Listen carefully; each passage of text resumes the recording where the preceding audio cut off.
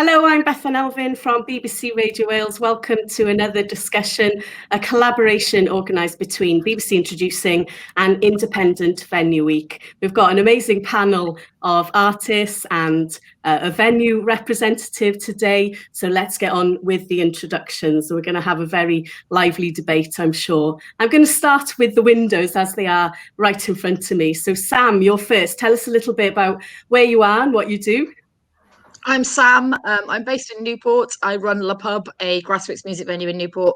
And I also work for Music Venue Trust, which is a charity that assists music venues with any problems they may face, as their Welsh coordinator. And somebody with a bit of musical experience in the past as well. Yeah, I was in a band in the 90s. We can maybe dip into that later. Lee Owens is next. Thrilled that you could join us, Kelly. How are you today and where are you? Where are we catching up with you? I'm good. I'm in London at the moment, and yeah, Lee Owens, and I write, produce, and perform music. I love your background. Are you in a studio base there, or have you just set your house up to look really dramatic and beautiful? It's the house, yeah. Unfortunately, I'd love to be in the studio right now, but unfortunately not today. Okay, well, can't wait to hear your musical experiences of the live arena later. And Hemes is next on my screen. Tell us a little bit about yourself, Hemes. Where are you? And describe your music to us. Yeah, I'm Hemes. I'm based in Pontypridd, Wales. I make dark pop music. I'm a singer-songwriter. And yeah, I'm really excited to be here today. Well, thank you very much. Next up, we've got Macy. Hello, I'm Macy, and I'm from a tiny town called Absleary in South Wales. I'm a singer-songwriter, and I describe my music as dreamy and sometimes a little bit dark. It just depends how I'm feeling. Next up, we've got Foxglove. Hiya, I'm Foxglove. I'm from also a small little town in South Wales. It's called Ferndale. I'm a singer-songwriter, and I do dark pop, sort of alternative kind of vibe music. And Edith is also on the panel today. Hi, Edith. Hi, I'm Edith. I'm in Aberfan, the outskirts of Merthyr. I produce, sing, write music. I have kind of like electronic soul vibe. That's the best thing about these virtual conferences. We're all based in different places and we can hook up quite easily, and it's a good thing for Wales because we'd all be quite spread out otherwise. Okay, we're going to start with our venue rep today. We're celebrating Independent Venue Week all week, and in Wales I think we've got just such a range of places, you know, from huge stadiums to tiny pubs that play music and have that culture. But what do you think we should celebrate when we look at the map of Welsh venues, Sam? I think we need to celebrate how widespread the venues are, because we've got venues that reach all over Wales. And, you know, I think a major problem that they seem to have a lot in England is that the venues are centred around the cities, and the venues that aren't in the cities are almost neglected. But in Wales, I think we have well-respected venues across the entire country. And I love that. That's one of my favourite parts of my job, is speaking to people. You know, you've got Newydd Ogwen up in Bethesda, and then you've got the Queen's Hall in Narberth, and they're all really respected, really well-used venues. And I think that's really exciting. I just think going back to my teenage years as well, of travelling up to the Miners Institute in Blackwood, and just beautiful buildings, you know, incredible kind of spaces that have so much history being used for live music is really important. The Red House in Merthyr, that's another beautiful, stunning venue. You're right, they're not necessarily urban, they're kind of community, the heart of the community. What about yourself with La Pub? Tell us a little bit about the journey. It's probably been quite torturous over the past few years. Yeah, it's been a long one. We've been a venue for, I think it's 29 years this summer, which is a hell of an achievement. Need to start planning the 30th birthday party, I think. Wow. So 3.5 years ago, we set up a community share offer and moved into a beautiful conservation building in the centre of Newport. It's much bigger. We can do much more. We've got a studio in the basement now. We're doing food and things.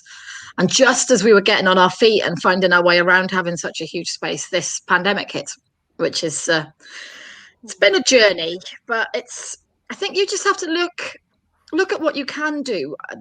I think the way that I've got through it, and I've recommended to other venues in Wales to get through it, is to look at what you can do and try not to look at what you can't do, because we've been able to focus on building the studio in the basement. We've put new floors down in the venue. We've cleaned everything. We've painted everything. And those are things that we couldn't have done if we were open. So although I would much rather have been open, I can still look back on the 12-month period and think, yeah, well, we got stuff done. So I think that's really important. I really like the fact that you're just, kind of keeping positive as well. It must be heartbreaking to not be able to do what you normally do. But I'm intrigued a little bit about the kind of the punk rock past of Le Pub. I remember going to loads of gigs there and it felt like that was the heart of it. Do you feel like all these different things that you're doing is expanding the kind of character of the place and who it'll appeal to?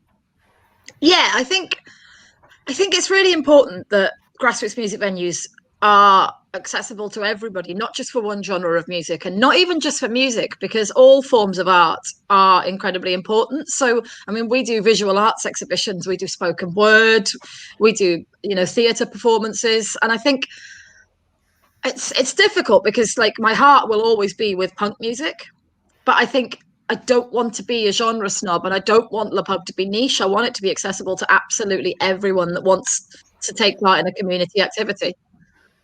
Well, you're certainly doing that, and full respect for the way you've dealt with the last 12 months. It's been good to watch. Kelly, I'm going to come to you next. Kelly Lee Owens, you've had an amazing couple of years, Kelly, with the albums you've produced and put out. But let's hear about your live experiences. Talk us through from, maybe something that inspired and ignited your passion for music in the first place to your own challenges, maybe.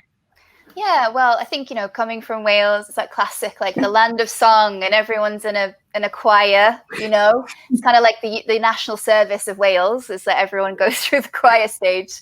So for me, it was like discovering my voice in that way was really integral. And for me, my voice is the first instrument.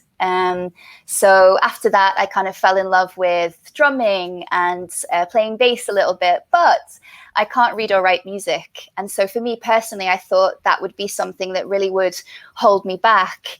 And then I think in the end, it was kind of marrying, technology with those classic instruments and seeing that anyone who has access to a laptop can create anything, these days especially, which it's kind of been my journey. So going from an indie band, it was someone else's band who I played bass in, to eventually finding the courage only when I was 25 to start writing my music eventually. And Daniel Avery was a person who I went into the studio with, and seeing, all the analog synths and how tangible and physical that stuff was made me less snobby about dance music and got me really excited about synths. And it felt way more human than I ever sort of expected it to. And so, ended up writing music and then thinking, how am I going to perform this, especially with electronic music? And either you can program it yourself, or you can find someone who enjoys programming live music, which I certainly don't. The first album, I started with a traditional band because I come from that indie background. So I was just singing, had someone operating synths, someone playing sit-down drum pads, and then a live cellist, because I was obsessed with Arthur Russell and I thought I want to get some live cello in there. But how I afforded that, for one, I mean, they were all students, and they just sort of wanted to do it. And how I traveled with that, I mean, considering how difficult it is just for me to travel now as a solo female performer is beyond me. But that kind of young ambition, you sort of just make things happen, I think. But ultimately what changed me kind of getting into, going away from the live band thing was seeing and remembering PJ Harvey, and just having that like presence of a woman by herself on stage commanding people's attention was a thing that made me think, if I can condense this and have some synths and pads and still sing, I think actually this will be even more powerful. Especially if you're really comfortable with using your voice as well. I think that's the human side of the dance scene, isn't it? The kind of melodies and the person behind it. But the success of In a Song, the album last year, has been phenomenal. But it must have been absolutely frustrating to not be able to play it to people. How did you get around that, or even just the kind of sheer mental energy of kind of facing that? How have you adapted?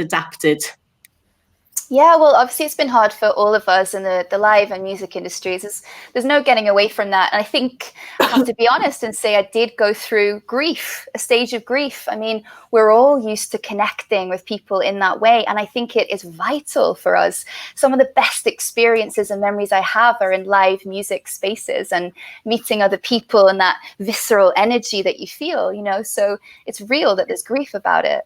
But one way was, you know, listening to my album, having album listening parties with fans, inviting them, seeing them in their bedrooms, their living rooms, dancing, sharing experiences in that way, running competitions so that people felt they could email me. I created an email address, you know, where people could write to me about their experience of the album, and I would respond to them. And so finding new ways of connecting in that sense has been vital for me. I am looking into streaming a live show. I haven't actually done that yet, but a lot of musicians have, and I think that's a wonderful thing.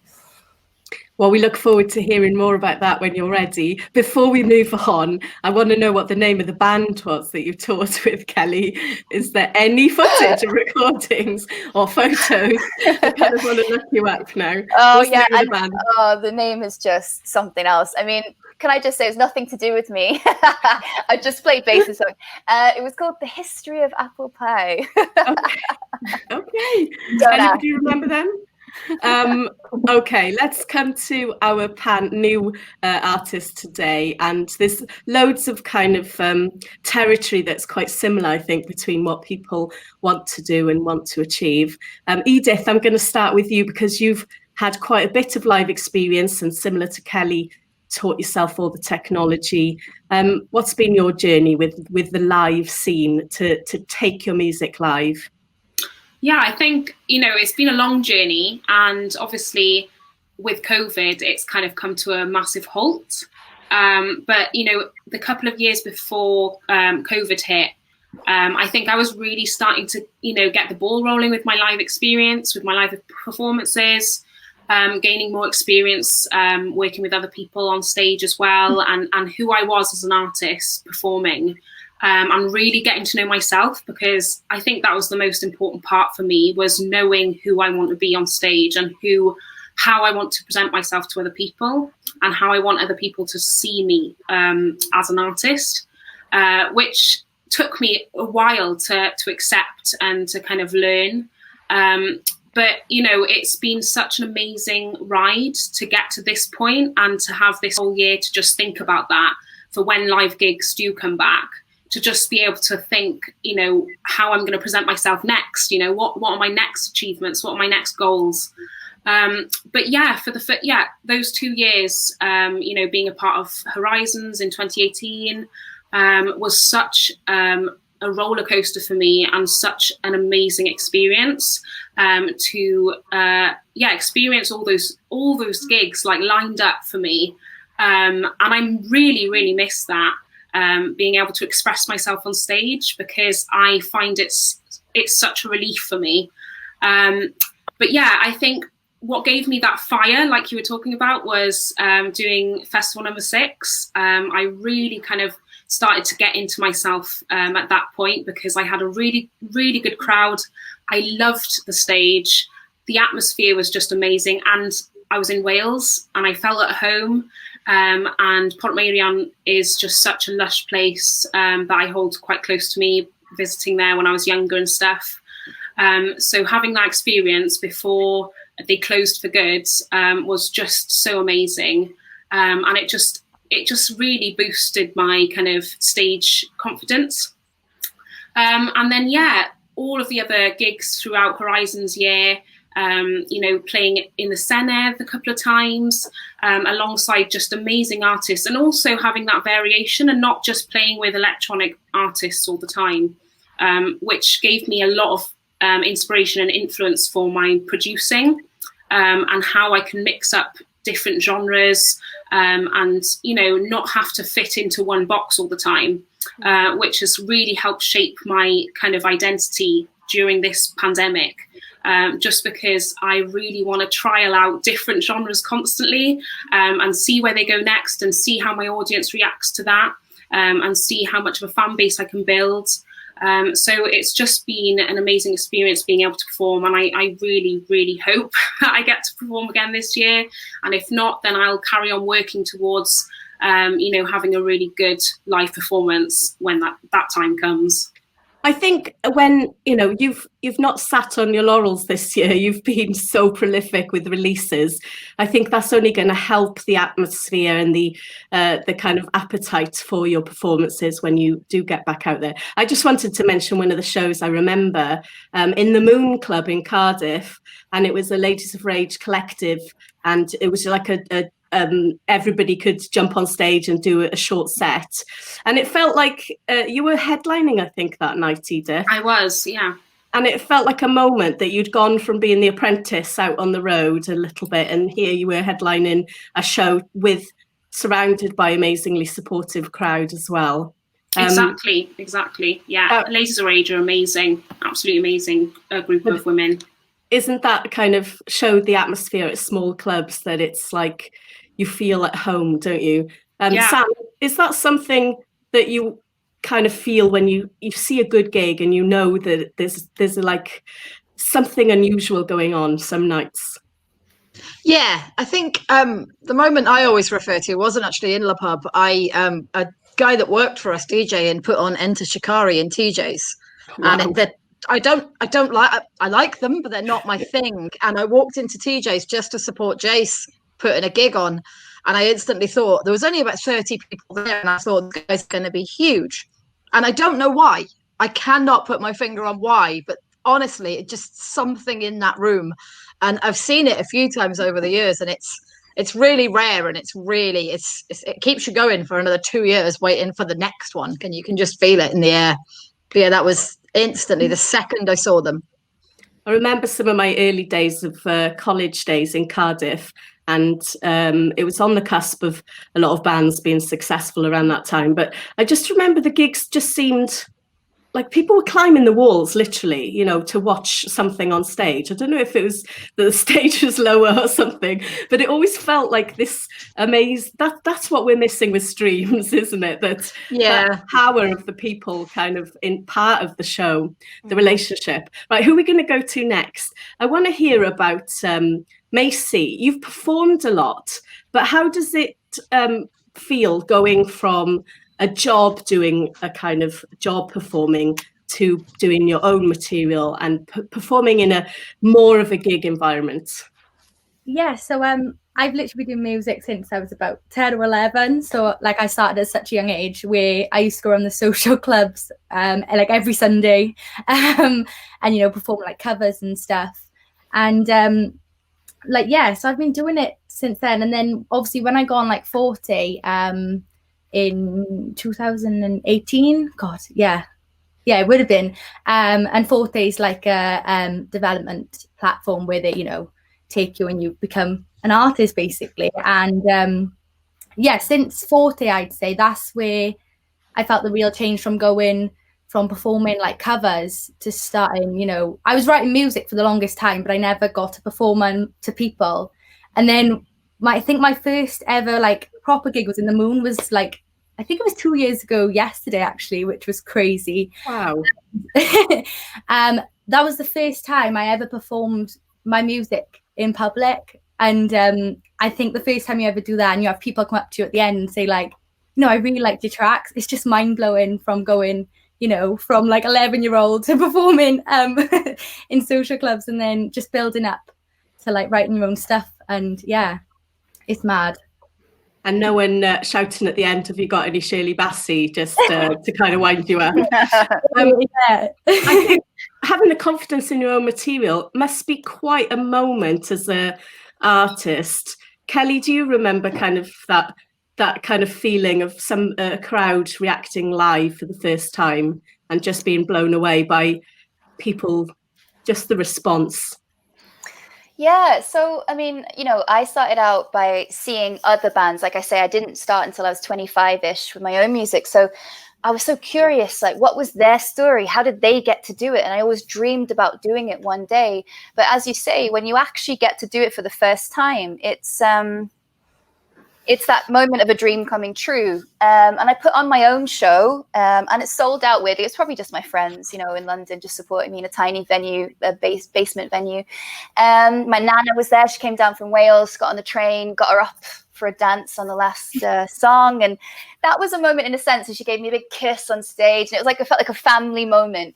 But then I guess there was another time, it was a headline show again, and people started singing the lyrics back. And I know that's really cliche, but it kind of really does make you realize that people are very connected to your creations. And then you understand it's not about you. It's about what others need from it. And that's our job, is to give as much as we can. That's an amazing way to look at making music. Because I've always thought it's the artistic integrity of, I don't care what people think, I'm going to do this. But actually feeding the love you get from people's appreciation is lovely. Wow. I think that's the thing, actually, though, is the irony is, like, the more honest you are, the more integrity you have in your creative choices, the deeper it reaches people, in a sense. I'm going to jump to Hemes next. And just before we came on, you said, well, I don't have many live experiences, but I think that's quite relevant to this question of what are you anticipating, and what are your kind of stumbling blocks in terms of planning, looking forward to what you can do with your music? What are your challenges? Or you can tell us a little bit about what you have done as well, just so we get a picture. Yeah, so kind of just about my background, I did properly launch my artist project in 2020, which is a bit of like an awkward time to start releasing music. So I did feel a bit disheartened that I couldn't perform live and sort of get a reaction from the crowd, because not that you need validation, but it's quite nice to see, like Maisie said, that people enjoy your music, if they connect with your music. And it's very different from getting like a comment online than getting someone come up to you face to face and say it. So that part was disheartening, and especially, like I said to you, I didn't have that much experience to begin with. But back when I was younger, probably around 2018, 2019, I did do some performances, and I got my first ever sort of paid, it was very little, but a gig in London. It was a Rocksteady. And I remember thinking, oh my God, like, I've got so little experience. It was a showcase with like up and coming French and UK based artists. And that was sort of a moment for me when I performed my own music as well. And I hadn't released anything, but I was sort of trialing what kind of the crowd was reacting to. And it was just me and a guitar, which was the guitarist at the time. And what I found quite like interesting was that even if it's just, you know, a full band or just you and a guitar, it's really about, you know, the lyrics and getting people to connect. And it was a really good showcase because it was all sorts of genres. So it was like a band, people with sort of backing tracks. So yeah, going a bit off the rails now, but that was sort of my main, you know, show that I did. Before that, I was doing lots of like pubs, open mics, just trying to get experience. But going more to the future now, I'm really hoping that things will open up soon. I have a gig lined up for October with Focus Wales Festival, and I'm really hoping that will help me sort of get started with connecting with promoters, connecting with, you know, getting support slots. And I know that's probably a challenge for a new artist, to meet the right people and, you know, get in the right venues. And I know in Wales sometimes maybe pop music, I mean, there's a lot of pop artists, but sometimes I guess it's a bit harder to get slots and get performances. So I'm a bit nervous for that, but at the same time, I'm quite excited to get things started and work with other artists on that. It's good to have a goal, isn't it? That you've got something to work towards, even though it's going to be quiet for a while. You can still kind of plan and work on it. I think that's an amazing first kind of gig back at a showcase festival. But you've made a really valid point there about getting gigs. Yeah. And I'm going to go back to Kelly again. People always talk about this, you know, we can play our local venues till we're blue in the face and not go anywhere. How important is getting that booking agent to kind of really pushing yourself further? And how would you advise people to kind of go about it? Because I find, you know, it's one of those dark arts of the music industry, isn't it? Trying to get a booking agent. Totally. I think, I'm actually very DIY. I don't know if people know this, but like, for example, just to go back to the music quickly, was I pressed my own vinyl. I'm very impatient. So I made it and I was like, I'm not going to wait around for a label to tell me it's good enough. I'm going to contact the vinyl pressing factory and find out, how do I do this? I worked in record stores for 10 years. And so, just slowly made my way, hand delivered records to record stores, Piccadilly Records and places all over, really. And then same attitude, kind of just going, I'm just going to be literally in a windowless room and practice my live show because, this is what I want to do. And I got a booking, I think it was in London because I've been based in London 11 years, Hoxton Bar and Kitchen supporting Tamarin, which is really good. But that was because I practiced and then I found a promoter in London who was willing to come and see me at a rehearsal space. And when he saw me, he said, I'm willing to take a risk on you. And I said, okay, great. Well, I want to do a headline show. And he was like, what? But I thought, well, if I don't have that ambition, how the hell is I don't expect anyone else to have it for me. So just with one little EP, I ended up putting on a headline show. And even if it was just in a basement with my friends, like my nana, great. And so that boldness is the thing that, with that headline show, my booking agent that I've been with now for 5 or 6 years, Sally, from X-Ray, she was there. And the rest is history, as they say. And it doesn't always happen that quickly, but it does come back to that thing of just being bold, believing in yourself and taking the risks for yourself. And what was the difference then once you had Sally on board in terms of scale of what she was able to get you to, take your music elsewhere? Did it instantly become international? Kind of, in a way. I mean, obviously, everyone has to build and everyone has to have realistic expectations as well as balancing the ambition out, and that's what booking agents are good at doing is kind of working with you to figure out what's right for you.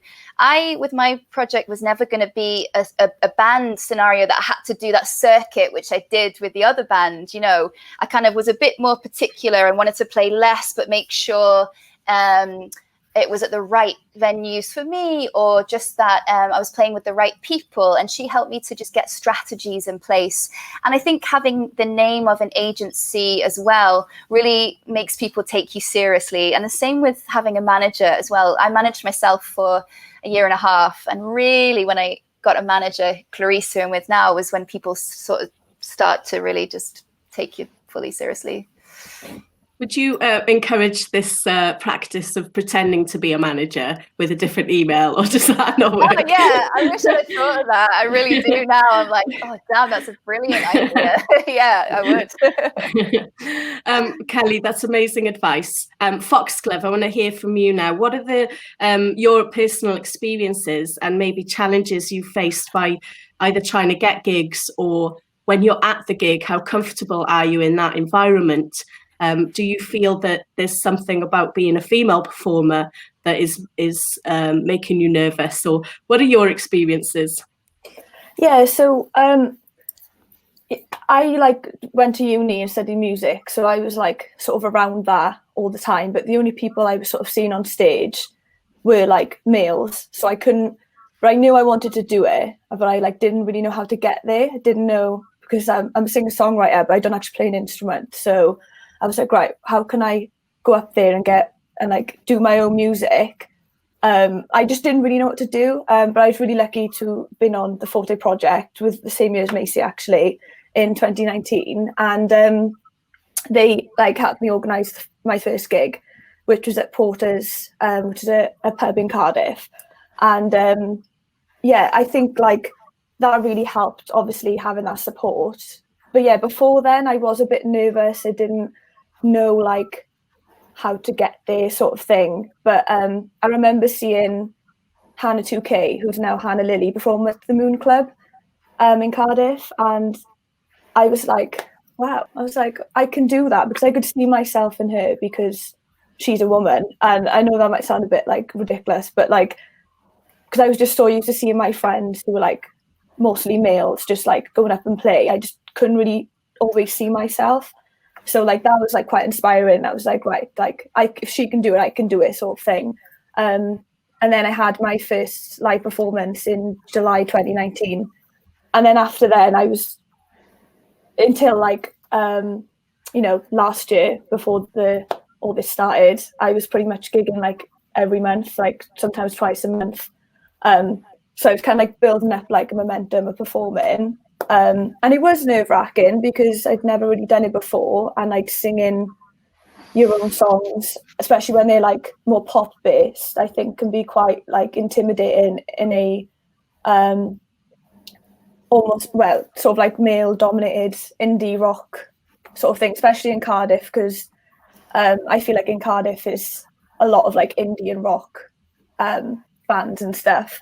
So I was kind of like, oh, is anyone actually going to be interested? But yeah, it was cool, and it was a really, really nice experience to just be able to get out there and show my music and like prove to not just myself but to other people that I could do it. So I think even though we're absolutely spoilt for female talent in Wales at the moment, every time I've seen either any of you play, generally it's on a lineup of male artists. And I think it is important to point this out.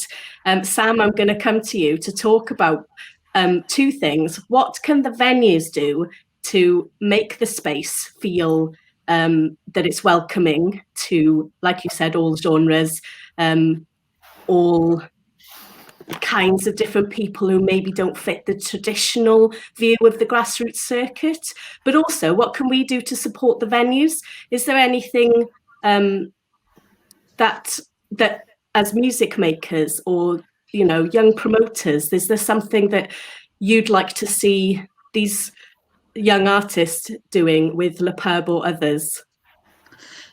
On the question of venues, I think one thing we do, and it's kind of almost a subconscious thing, but we make sure that the toilets, we have signs letting people that are gender neutral or trans know that they can use the toilet of their choice. They're not going to get judged or thrown out of a toilet if somebody considers they're in the wrong one. But also we have sanitary products in our toilets, which I think just subconsciously sends the message to women that you are welcome and you are catered for. Because for a long time, touring in bands as a female, we didn't even get anywhere to change that wasn't the same room as the four boys I was in a band with. And you had to change in a toilet cubicle. And we, in Le Pub now, we've got like 2 little dressing room spaces that if a girl wants to go get changed without the boys in her band having a look, she can. And vice versa. If there's a boy in a band full of girls and he doesn't want them having a look, he can go into another space. But I think it's just little touches, letting people know that they are considered and they are welcomed. That's one thing that we try and do a lot. And in terms of what women can do, I really want to see more female promoters. I really, really, really want to see more female promoters. While we are seeing more women come through, like when I was in a band, I think we had this conversation earlier. It was me, my friend Emily, who was in my band, and Keris Matthews. We were pretty much the only women on the scene back in the early 90s.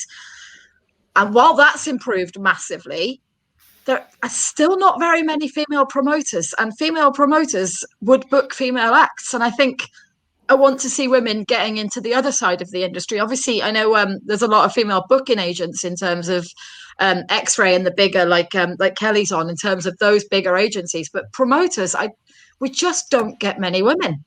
Yeah, and it's definitely something we could definitely address that. And also the sound and the technology side of things, I think, is still a bit of a man's world. Yeah.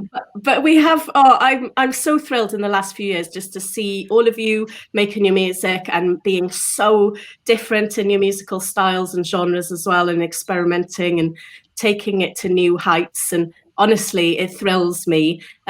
Edith, I'm going to ask you for your thoughts on what could the music community do to support the grassroots music venues? Any ideas? I think, making sure that every gig, no matter what gig it is 50-50 split. And I think we need to keep saying that and sharing that online, keeping that fire, just keep that ignition on and going, and keep the ball rolling on that side of it, I think. I think it's so important because obviously we've all felt that there are just too many male dominating bands, in these venues. And it can feel like you're on your own. But I think as long as we keep promoting that and we keep sharing it and we keep talking amongst ourselves for support is the greatest thing really that we can do. I think just having conversations like this is such a massive help. And yeah, I've had so many different Zooms and conversations with people that has been so encouraging for me as a female artist, you know, being on lineups like that. Yeah, because it can be disheartening and discouraging for sure. So yeah, just to keep pushing harder all the time. You know, it's not going to stop anytime soon. So we just have to keep going. Macy, you mentioned all these working men's clubs that you were going around to. They were probably a family atmosphere, were they, when you were performing when you were younger? Was it like... Pretty much, and like loads of nans and granddads, and I'd always win at bingo in half time, so they'd be yeah, they were like very family orientated. So like when I done my first gig, which was actually in the Doll's House in my hometown Abertillery, and I was about 14, and it was my first like proper club gig in front of people that drunk beer, you know, like so yeah, that was really nerve-wracking. And I remember just going from like family orientated to like, you know, young kids, I guess it would have been, you know, going to see it like to 18 plus. Yeah, so did you have to quickly build up a bit of a barrier towards, you know, the heckling and the kind of a bit of a you know, banter, I would call it loosely? Yeah, definitely, because I was so young as well, and I was supporting a band called the Bows, and at the time they were like really well known around here, so obviously all their fans and stuff come to see them. And then I think for like a 14-year-old little pop, well, oh my gosh, like, going up on stage, it was really nerve-wracking, but like, you know, people enjoyed it, I guess. But yeah, I remember that. And well, good for you. You'll never forget that experience. No, never. Kelly, any thoughts from yourself about you know, young artists starting out, what you would advise in terms of giving them that confidence that you had to book your own headline show? And then you set the tone, don't you? You set the atmosphere, I suppose. You do, and I think, like, look, the industry at the moment is more malleable than ever, because we're realizing that the structures that we've had for a long time don't really work or support a large percentage of the artists. So actually, artists and promoters and other people have more power than ever to create what they want within it. And so for me, you know, putting something up on SoundCloud, not being too precious about it, this was obviously like 5 years ago or so, was really empowering to me. So yeah, just to make empowering, bold choices, not to compromise creatively. Don't sign the first thing that comes along. I had a lawyer before I had a manager. It's really important to get a music lawyer on board. It's really easy to sign something that sounds great and you feel very flattered immediately that someone is interested enough in you. If I'd have signed the things that came along, I'd be screwed now. I've ended up signing 50-50 split deals where I own my masters, and it's a licensing deal with an incredible label that's smaller. And my manager thought I was insane in signing for no money to a Norwegian label, but actually I have so much control, and I recouped on my first album within a year, and I'm about to recoup on my second album within 8 months, and that's because I haven't given my power away. So long-term thinking is the thing that I always encourage people to do, and to the boldness and believing in themselves first and foremost. Well, I just think that's probably the perfect way to end the conversation today. I just want to say I'm looking forward to the day we can see you all performing live. Sam, best of luck with everything you're organising for Independent Venue Week. And I just want to say a huge thank you to you all. I've been Bethan Elfyn. You can check out all the Introducing Wales shows on BBC Radio Wales on Saturday night, myself and Adam Walton from 7 till 1 in the morning. So do tune in. But thank you very much to Edith, Hemes, Macy, Foxglove, Sam from Le Pub and Kelly Lee Owens. Diolch yn fawr.